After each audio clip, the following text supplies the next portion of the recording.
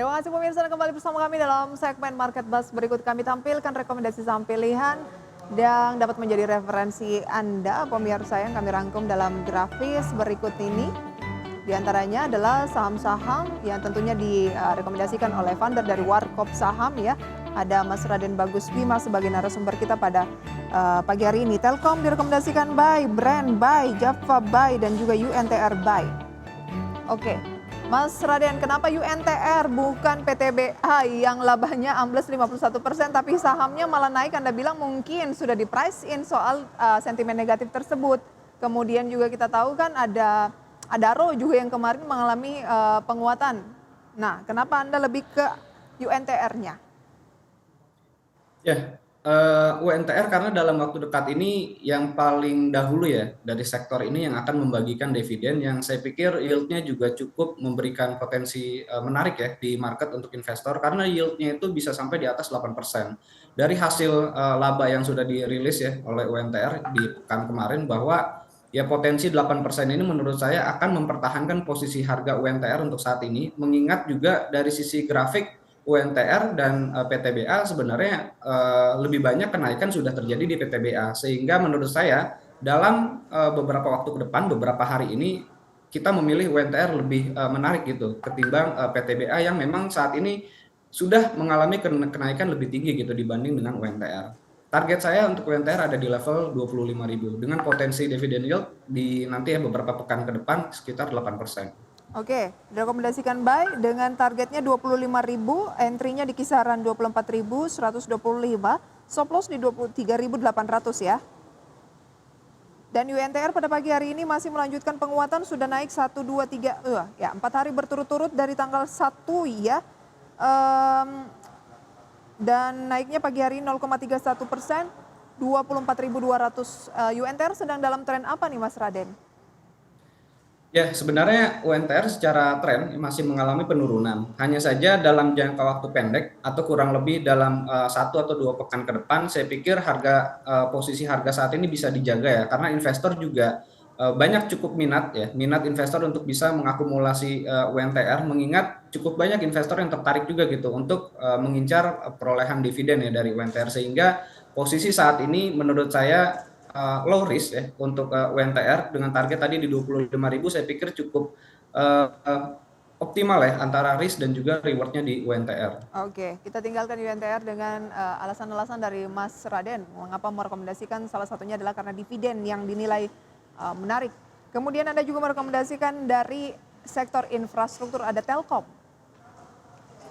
Ya, untuk saham Telkom seperti kita ketahui ya, sudah mengalami penurunan dari semenjak pertengahan Februari itu dari harga 4.200, saat ini harganya di 3.900. Artinya sudah mengalami koreksi berturut-turut sekitar 300 poin. Nah, saat ini harganya itu pas sekali di level support dengan rata-rata 1 tahun terakhir, artinya di moving average 200, di posisi saat ini cukup menarik dan ini merupakan level atau support yang cukup kuat gitu untuk Telkom. Sehingga kita menyarankan pembelian di level saat ini di 3.870 dengan target di level 4.050 dan level stop loss-nya itu ada di level 3.800. Saya pikir risk reward di Telkom juga cukup oke ya, cukup menarik untuk pembelian saat ini. Dan Anda kalau melihat ini ada support kuatnya, kemungkinan untuk turun di bawah 3.800 itu berat, jadi ya peluang ya mumpung beli di harga murah, seperti itu ya?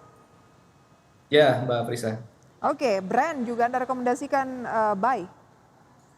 Ya, untuk Brand sebagaimana kita tahu posisi harga saat ini di beberapa hari terakhir ya, di seminggu kemarin baru saja breakout ya dari level resistennya. Saya menyarankan untuk pembelian Brand ini untuk swing trade bisa di hold untuk 1 atau 2 minggu ke depan ya, dengan target penguatan dari kita itu di level 6.800 ya, stop loss-nya di level 5.650. Kalau seandainya nanti ada terjadi pelemahan di Brand tapi masih ada di level di atas stop loss-nya di atas 5.650, saya masih menyarankan untuk akumulasi pembelian untuk saham Brand karena masih cukup menarik itu dari polanya.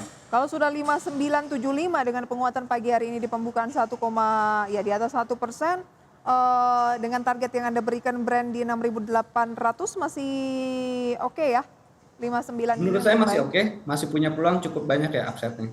Oke, masih ada upside yang cukup banyak. Java, kenapa Java bukan Cepin atau yang lainnya atau Main? Nah, kalau kita lihat Java dan Cepin ya dalam seminggu ini memang ada pergerakan yang cukup baik ya. Volatilitasnya lebih tinggi Java ketimbang dengan Cepin. Makanya saya menyarankan antara Java dan Cepin saya lebih pilih untuk ke Java karena secara volatilitas lebih menarik memang di posisi Java dan kedua-duanya sebenarnya sudah breakout. Nah, Java ini posisinya lebih dekat ke area support saat ini. Jadi kita menyarankan pembelian karena memang cukup menarik saat ini. Level sekitar 1220, 1210 itu level yang menurut saya cukup layak kita akumulasi pembelian. Targetnya itu 1370. Jadi ada sekitar selisih 150 poin. Artinya potensial upsetnya ini berkisar di 9 sampai 10% untuk Java. Level stop lossnya sendiri kita perkirakan ada di level 1140.